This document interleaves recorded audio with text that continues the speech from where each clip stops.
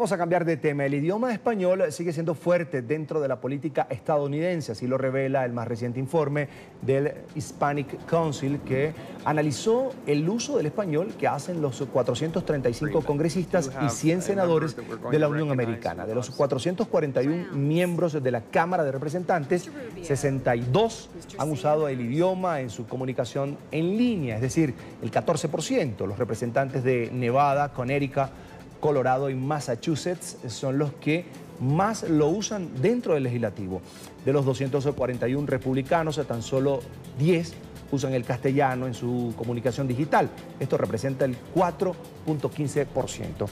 Mientras que de los 194 demócratas, 50 sí realizan algún tipo de comunicación en español, lo que sugiere más del 25%. En el Senado, 13 legisladores usan el español online, 19% de los 47 demócratas y el 8% de los republicanos, es decir, 51. Cabe anotar que el español es la lengua de más de 572 millones de hablantes en el mundo y en Estados Unidos hay más de 50 millones de personas que se comunican en este idioma, siendo este el segundo más hablado y estudiado en el país. Este informe está dedicado a promover las relaciones entre la comunidad hispana de Estados Unidos y España. Para hablar de este tema saludamos a Teresa Valcarce, asesora del Hispanic Council, además embajadora de la Asociación Bernardo Galvez en Estados Unidos, y quien nos acompaña desde Washington, D.C. Una muy buena tarde, gracias por estar con nosotros. Gracias, Carlos, por invitarme a vuestro programa. Un placer. Hablemos precisamente sobre el uso que le dan los congresistas y senadores al español en los Estados Unidos. Si lo comparamos con el histórico, ¿ha crecido? ¿Cada año más congresistas están utilizando este idioma? Sí, sin duda. Desde luego, el uso del español va calando en la política estadounidense y es este estudio que acabamos de realizar, como tú bien has dicho, desde el Hispanic Council, analiza precisamente el uso del español por parte de la clase política del Congreso, poniendo de manifiesto la importancia que tiene nuestro idioma en este país. Por ejemplo, un simple ejemplo, añadiendo los datos que tú has dado, en el Congreso los demócratas, más de un 25%, usan el español en sus medios de comunicación digital, frente al 4% que utilizan los republicanos. ¿Qué hay detrás de esa decisión o de esa necesidad de que los congresistas, por lo menos en comunicación digital, vía online, necesiten utilizar el idioma? ¿Qué es lo que los ha llevado a usar cada vez más el idioma español? Bueno, sin duda el español y lo hispano están cada vez más presentes en el día a día de los políticos de Estados Unidos.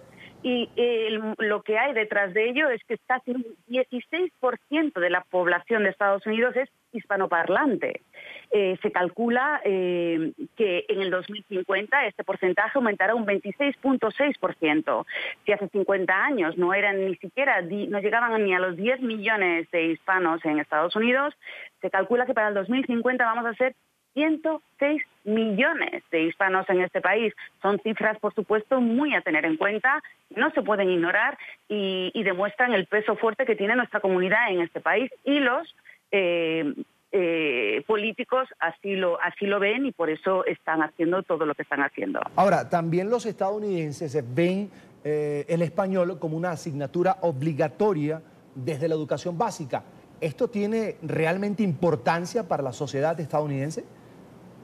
Hombre, sí, por supuesto. En la actualidad, de hecho, el español es la segunda lengua más hablada en Estados Unidos. Y, de hecho, Estados Unidos es el primer país del mundo con más hispanoparlantes sin ser el español o el lenguaje oficial. También hay que decir que el español es la primera lengua más estudiada en este país y se calcula que son 8 millones de estadounidenses los que hoy en día están aprendiendo nuestro idioma. Pienso que de estos 8 millones, o son los que tienen más capacidad de futuro, más visión de futuro, o los más inteligentes, o los que han leído nuestro informe del Hispanic Council. Ahora, el español también se ha expandido fuera del campo político. Los hispanohablantes están cada vez más presentes en el país. Artistas que dominan las masas en los Estados Unidos, por ejemplo. Sí, sin duda, sin ninguna duda, somos una comunidad grande, una comunidad que va creciendo, tenemos que ser conscientes del peso fuerte que tenemos en este país, el poder y la fuerza que tenemos y como tal lo tenemos que ganarnos el espacio que nos merecemos dentro del país. Y por supuesto, esto ya a nivel personal, yo creo que la forma más clara en la que tenemos que dar nuestro punto y demostrar toda nuestra valía es yendo a votar y convenciendo a todas esas personas que tienen la capacidad de ir a votar, ir a las urnas cuando llegue el momento y levantar nuestra voz, porque tenemos un espacio muy importante en este país, pero nos lo tenemos que ganar nosotros mismos. Nadie va a venir a la puerta a regalárnoslo. Señora Valcarce, hablemos también del impacto histórico de la comunidad hispana en los Estados Unidos. Usted que investiga, que ha seguido de cerca el tema, ¿cómo lo ve? ¿A qué punto llegó cuando analiza el tema de la herencia hispana en Estados Unidos, la huella que han dejado los hispanos en territorio estadounidense? Bueno, pues y más ahora que nunca, que la retórica por parte de ciertos líderes en este país, en lo que parece que mandan el mensaje que somos una comunidad que hemos llegado hace 2 días y detrás de un camión, pues más lejos de la realidad imposible, porque nosotros, la comunidad hispana, hemos estado aquí antes, durante y después de la creación de Estados Unidos. Sin ir más lejos, Bernardo de Galvez, un hispano que nacido en Málaga, llevó con un ejército voluntario, y te voy a decir, estos soldados venían de Cuba, de México, de Puerto Rico, de la República Dominicana, en Guatemala, que en ese momento era la Capitanía General del Virreinato de Nueva España, abarcaba entonces lo que hoy en día son los territorios de Honduras, El Salvador, Nicaragua y Costa Rica.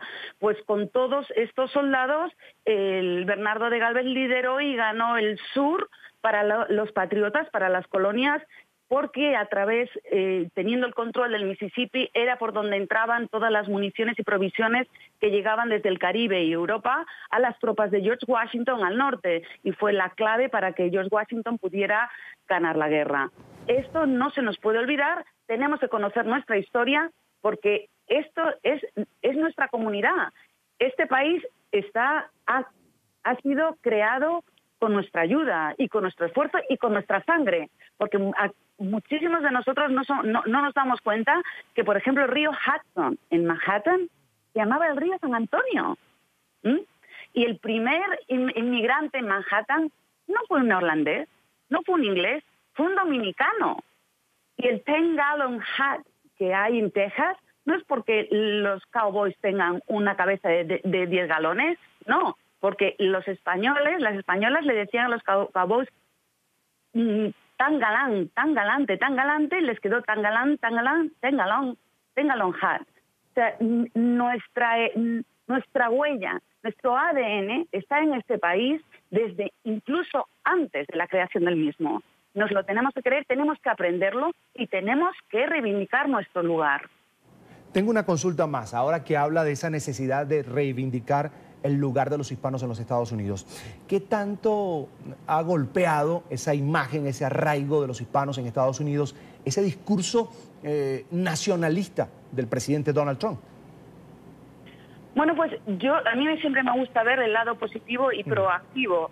Yo creo que esas desafortunadas declaraciones, por así decirlo, ha creado en nuestra comunidad una reacción de decir, de levantarnos y nuestro orgullo nacional, nuestro orgullo como comunidad, imponerlo. Y yo creo que lo positivo de ello es que yo creo que es el comienzo de empezar a darnos cuenta que el mundo hispanoparlante tenemos una cultura riquísima, diversa, pero que tenemos que agarrarnos a aquellos lazos que nos unen y hacernos fuertes como comunidad y reivindicarle nuestro lugar, que nos lo merecemos y ya va siendo hora que lo encontremos. Así será. Bien, quiero agradecer a Teresa Valcarce, asesora del Hispanic Council y además embajadora de la Asociación Bernardo de Galvez en Estados Unidos. Gracias por estar con nosotros. Una muy buena tarde para usted. Muchísimas gracias por tener el programa. Un abrazo a todos. Igual.